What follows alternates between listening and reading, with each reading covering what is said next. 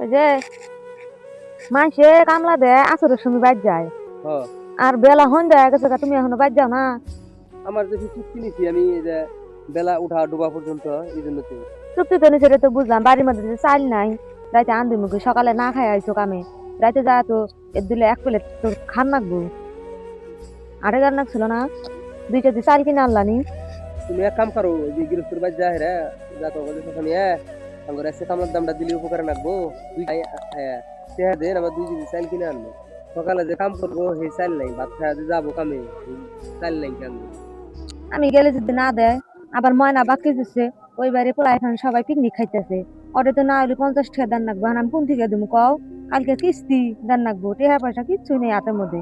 আমার এত জ্বালা ভাল থাকে না, আমি বাপের বাড়ি মুই যামগা, আমি এত অভাবের মধ্যে এত কষ্ট করে আর থাকা হাম না। দেহ এই যে সারাদিন কাম করতেছি, আমি কি বসে থাকি? আমি তো আর বসে থাকি না যে বসে থাকি তা তো না, প্রত্যেক দিনই কাম করতেছি।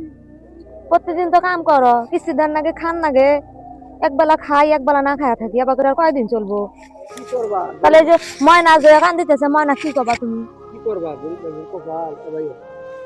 আমি মনে কয়ে দিই মা, তুমি খবর কোনায় বানার হাতে জানি পিকনিক খাও না, আমার কাছে টাকা নাই বুঝছো। আমি তোমাকে আবার আর একদিন টাকা আইনা দিমু, তুমি তারপরে তুমি আর তোমার আপু বিদ্যা খাবা। হ্যাঁ, আমরা গরিব মানুষ তো, তুমি বোঝো না, কান্দো না জানি তুমি। আচ্ছা ঠিক আছে। আজকে তাহলে গেলাম, তুমি এলা গৃহস্থের বললে যাইও আজকে। আচ্ছা যাও, আমি 2 লাখ টাকা দিয়েছি, হ্যাঁ যেতেছি। আচ্ছা। হ্যাঁ আমি বাজারে যাই চাইলে আনবো, আজকে চাইলে আপনারা না হবো না।